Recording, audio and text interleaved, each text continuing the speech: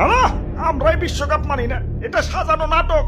Messi ভাইয়ের হাতে cup তুলে দেওয়ার জন্য ফিফাই নাটক সাজাইছে। না জোসা, সব মিছা কথা।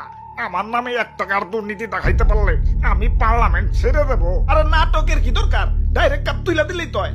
হুইটাই অন্য দলের হেনস্থা করে। আরে নেইমার, তোরা বাদ পড়ছস পড়ছস, বাড়ি যায় গা ঢাকা দে। তোরা আমগো পিছে লাগছস কেন? বাদ পড়ছি তো বৈষম্যের কারণে। তোমাগো দলের খেলা পরে দুর্বল দুর্বল পার্টির সাথে, আর আমাগো খেলা পরে শক্তিশালী দলের সাথে। বৈষম্য বিরোধী আন্দোলন করি নাই, এটাই তো ভাগ্য। এই টাকলাই দুর্নীতি শুরু করছে। আমার টাকলা করলি কেন?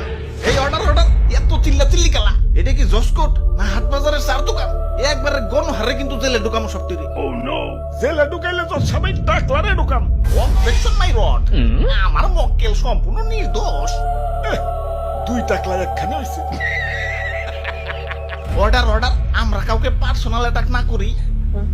মেসি ভাই এবং এই টাকলা মানে এই ভদ্রলোকের নামে যে অভিযোগ উঠেছে, এরা নাকি ঘুষ আদান প্রদান করেছে। মেসি ভাই নাকি ফিফাকে কিনে নিয়েছে।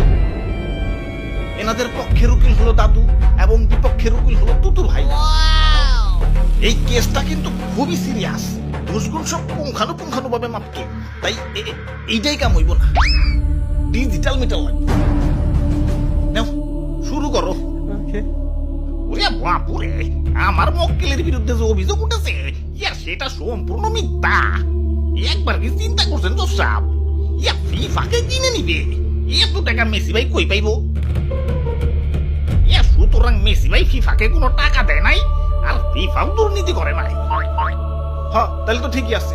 যাও, সব খালাস।